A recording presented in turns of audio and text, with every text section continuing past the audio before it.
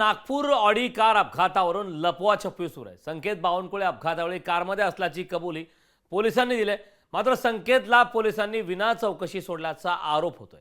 संकेत बावनकुळेवरून फडणवीसांवर निशाणा साधण्यात आलाय। नागपूर ऑडी कार अपघाताप्रकरणी पोलीस लपवाछपवी करत असल्याचा आरोप होऊ लागलाय।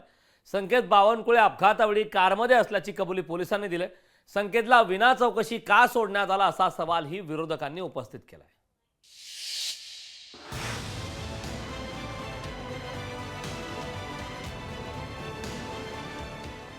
नागपूर ऑडी अपघात प्रकरणात लपवाछपवी सुरू असल्याचा आरोप होऊ लागलाय।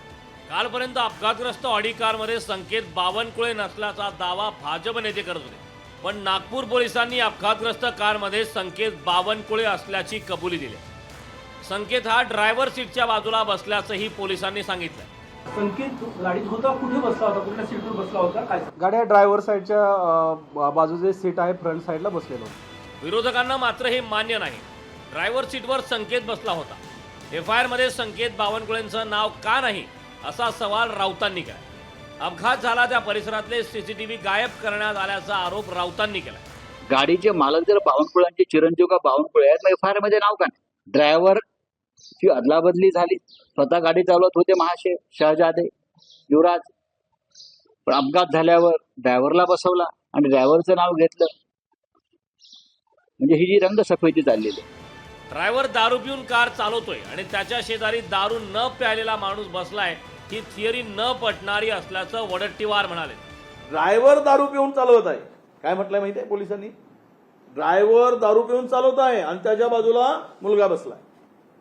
आता दारू पिऊन जर ड्रायव्हर चालवत आहे गाडी, हे माहित आहे, तर ड्रायव्हरला गाडी कोणी देईल का? नियमानुसार या प्रकरणात सर्व काही झालं पाहिजे, अशीच टेप चंद्रशेखर बावनकुळेंनी वाजवली। मी काही खुलासे केले ते काही योग्य नाही आहे। पोलिसांनाच पोलिसांचं काम करू द्या आणि कोणताही गुन्हा असेल तो दाखल होईल, त्याला काही प्रश्न नाही। घटना झाली आहे, त्या घटनेवर चौकशी व्हावी आणि त्या घटनेवर प्रचंड जे नियम आहे त्या नियमाचा वापर करावा। या प्रकरणाची निष्पक्ष चौकशी सुरू असल्याचा दावा फडणवीसांनी केला। या प्रकरणावर राजकारण सुरू असल्याचा आरोपही फडणवीसांनी केला। उसकी पूरी जांच पुलिस कर रही है और उसमें एफआईआर भी पुलिस ने दाखिल किया हुआ है, उसके सारे तथ्य भी पुलिस ने सामने लाए हुए हैं। अब जिस प्रकार से उसके ऊपर राजनीति की जा रही है, मुझे लगता है वो गलत है।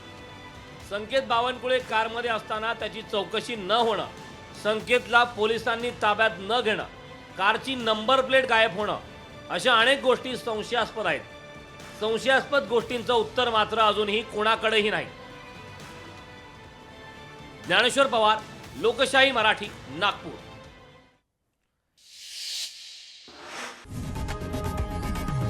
लोकशाही मराठी ऐका, पहा, जागरूक रहा।